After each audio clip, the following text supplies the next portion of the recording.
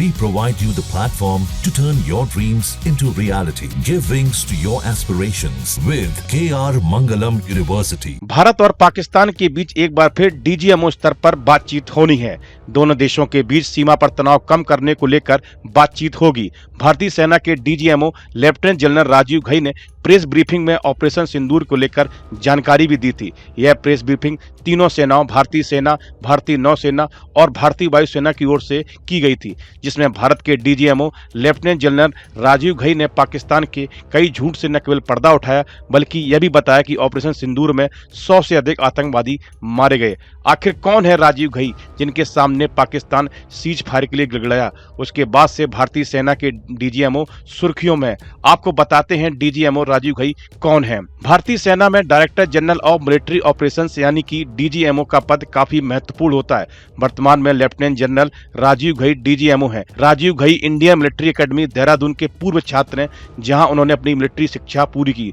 राजीव घई को दिसंबर 1989 में कुमाऊं रेजिमेंट में कमीशन प्राप्त हुआ। इस रेजिमेंट का इतिहास काफी गौरवशाली रहा है। लेफ्टिनेंट जनरल घई ने कई महत्वपूर्ण भूमिकाएं निभाई हैं।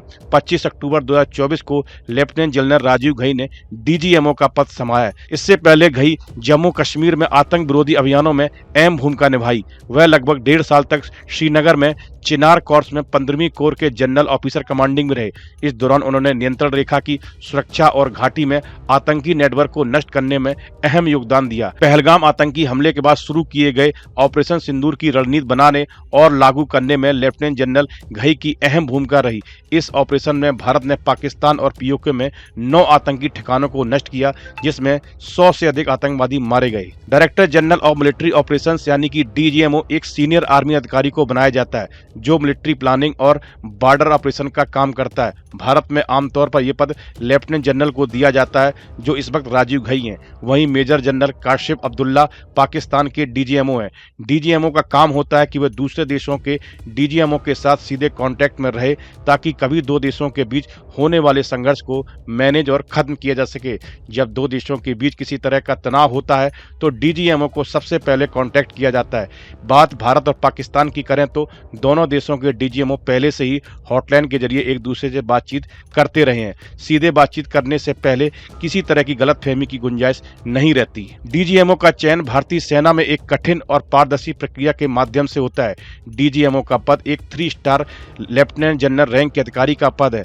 भारतीय सेना में डीजीएमओ का सिलेक्शन सेना प्रमुख और रक्षा मंत्रालय की ओर से संयुक्त रूप से किया जाता है। क्षमता के अनुभव के आधार पर इसका मूल्यांकन किया जाता है। इस पद पर सिलेक्शन के बाद अधिकारी को सेना मुख्यालय में डीजीएमओ के रूप में नियुक्त किया जाता है, जहां वह सीधा सेना प्रमुख को रिपोर्ट करता है। ऑपरेशन सिंदूर के बाद पाकिस्तान और भारत के बीच उपजे तनाव के बाद दोनों देशों के डीजीएमओ ने एक दूसरे से बातचीत की। Pakistani DGMO major general Kashif Abdullah ने लेफ्टिनेंट जनरल राजीव घई से हॉटलाइन पर संपर्क कर सीज फायर की अपील की, जिसके बाद 10 मई 2025 को शाम 5 बजे सीज फायर लागू हुआ।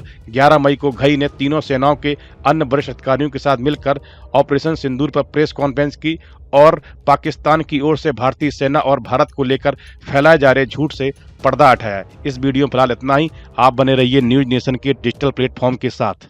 न्यूज नेशन अब व्हाट्सएप पर खबरों की ताजा अपडेट के लिए न्यूज नेशन के इस QR कोड को स्कैन करें।